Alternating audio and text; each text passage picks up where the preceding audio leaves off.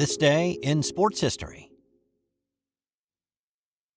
This episode is brought to you by Sterling Roastery. When the morning's turning colder, there is no better way to start your day than with a cup of coffee brewed with fresh roasted beans from Sterling Roastery. With the same care and dedication they take with their soap, the Sterling folks roast their beans sourced from around the world with great care and expertise. Check out their full line of beans at sterlingsoap.com. And right now, you can win one of 3 $50 Sterling Roastery gift cards. Use it for yourself or as a gift to a friend. Go to sportshistorynetwork.com/giveaways to enter today. That's sportshistorynetwork.com/giveaways for your chance to win a Sterling Roastery gift card. And welcome back into another edition of This Day in Sports History. It is November 16th, and on this day, Auburn did not have a ghost of a chance until they did. Mel Gray's catch was like a phantom. That really wasn't. And Oklahoma's chance to win a national championship went up in a puff of ethereal smoke. I'll provide explanations for all of those things. Plus, I've got a few more for you today and a non-sports fun fact at the end about cheese. So stick around. This is guaranteed to be fun and hopefully informational. Let's start with what happened on this day back in 2013, when Auburn pulled off the miracle at Jordan-Hare, or the prayer at Jordan-Hare, or if you were a Georgia fan, the nightmare at Jordan-Hare. Whatever you call it, it was an amazing end to a football game. Auburn was living a mostly charmed life in 2013. After putting an early season loss to LSU behind them, they went on a 9-game winning streak, put themselves in the BCS National Championship, and came within 13 seconds of winning it all. Now, one of the reasons that they were there in the first place was what happened on this day. After a 32-point win on the road at Tennessee the week prior, the 9-1 Tigers entered this game against the Georgia Bulldogs as the 7th-ranked team in the country. Auburn, Georgia is known as the Deep South's oldest rivalry. These two started playing each other back in 1892 and have been continuously playing since 1944, and it always seems to be a good one when they get together. This one, though, did not really look like it was going to be one of those memorable games with 12:39 left in it. At that point, Auburn's Cody Parkey kicked his second field goal of the day to give the Tigers a comfortable 20-point lead. But Georgia finally got its offense in gear. A 9-play, 60-yard drive resulted in a Rantavius Wooten TD run.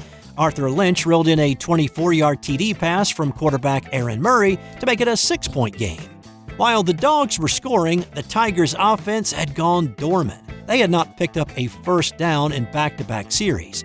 After another 3-and-out, Georgia got the football back with just under 5 minutes left in this one.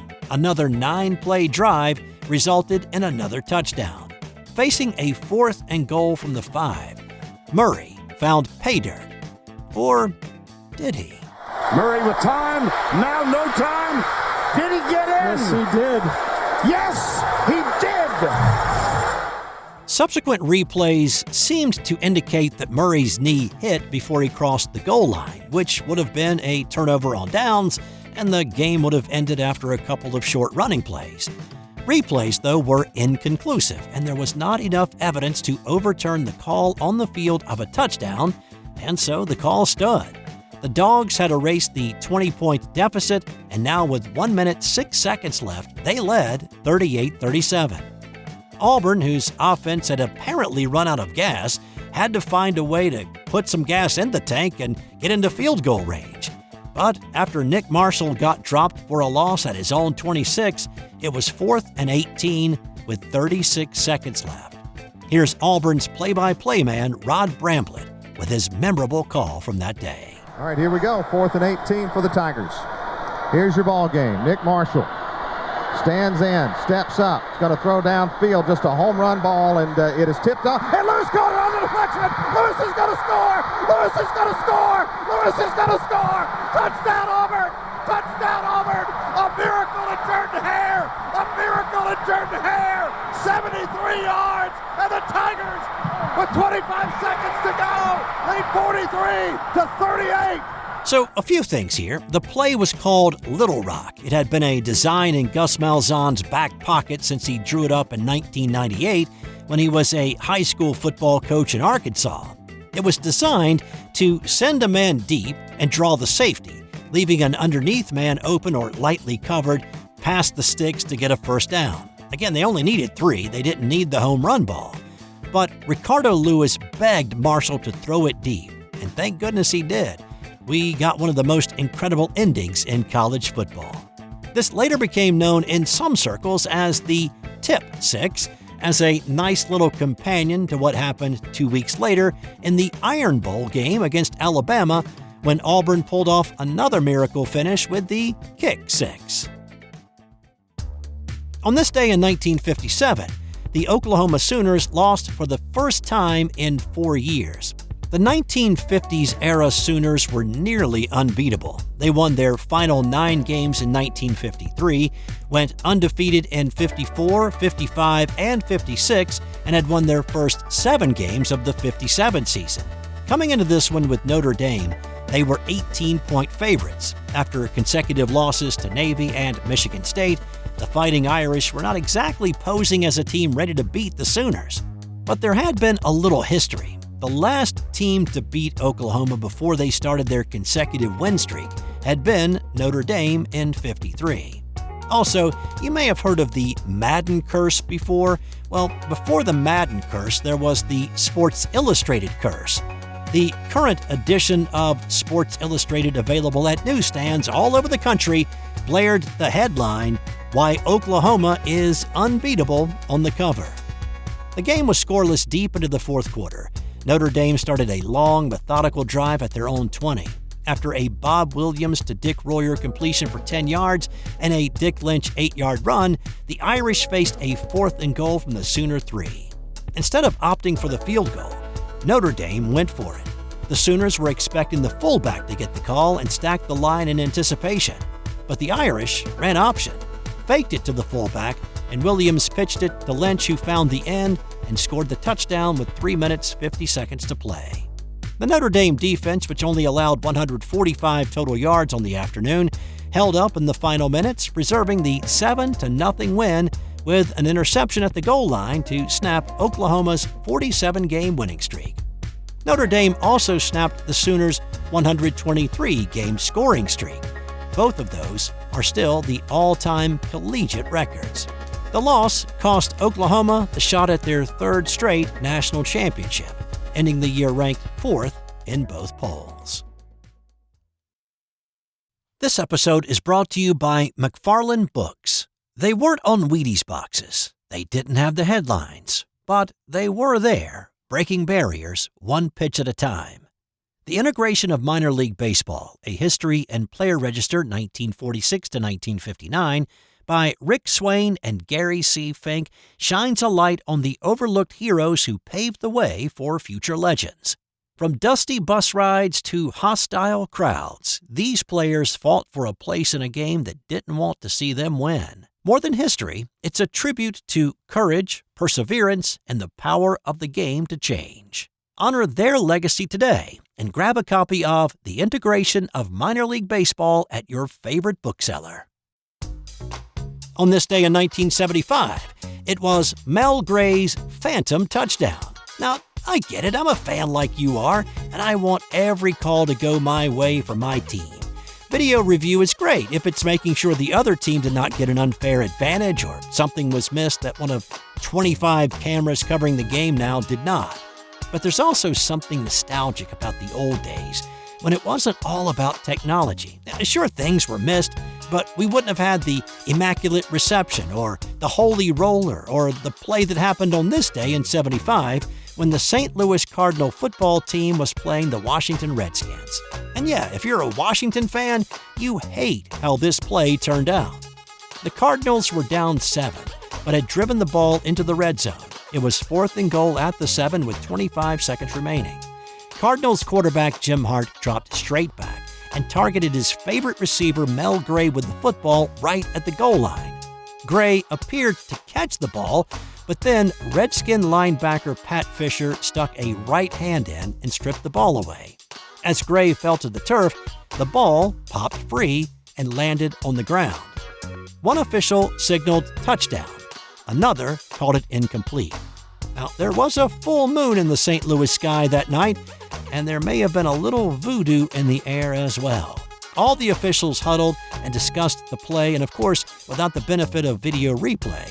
After about 30 seconds, the head ref signaled touchdown, and after the PAT, the game was tied and headed to overtime.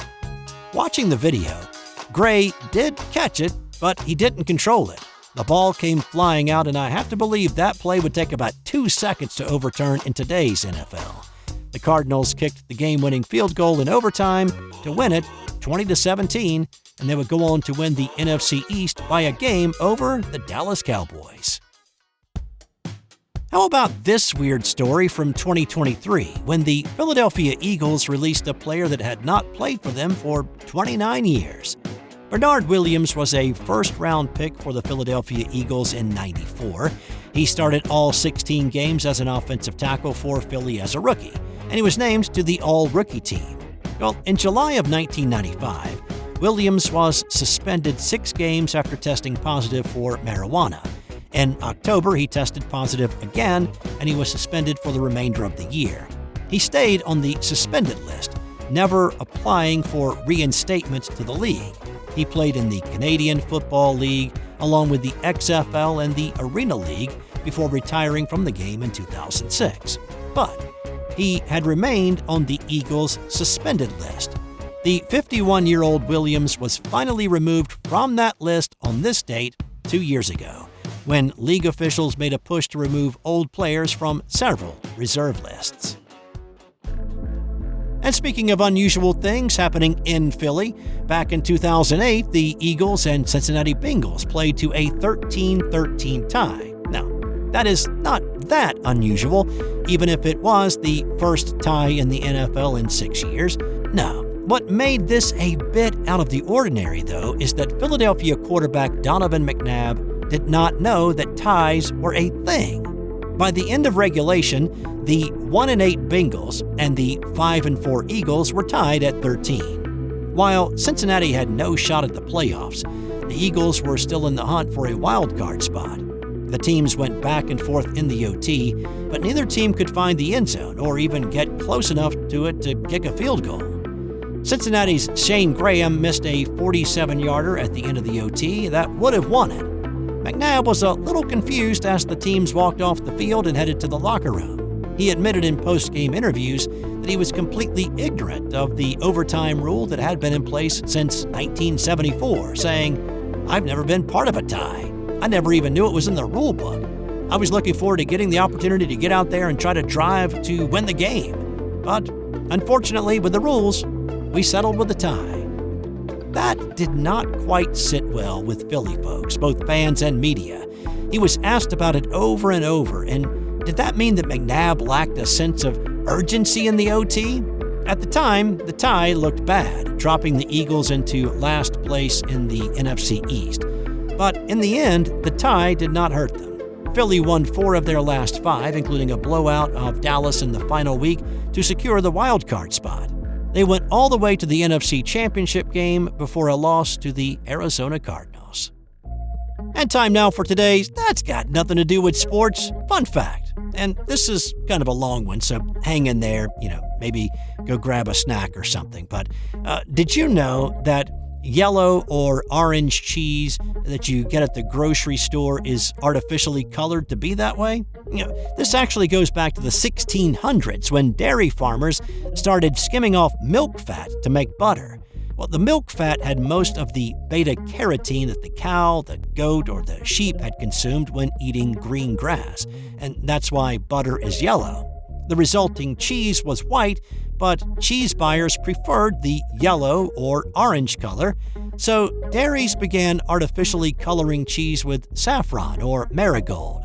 That made cheese more expensive. But when annatto was discovered in South America and began to be exported to Europe, it was then used to turn white cheese into its orange hue that we have today. Annatto is still used to color that block of cheddar and can also be found in other products like Cheez-Its. That's going to do it for today. Thanks for stopping by and giving this a listen. Come on back tomorrow for another edition of This Day in Sports History. This has been an original Thrive Suite production.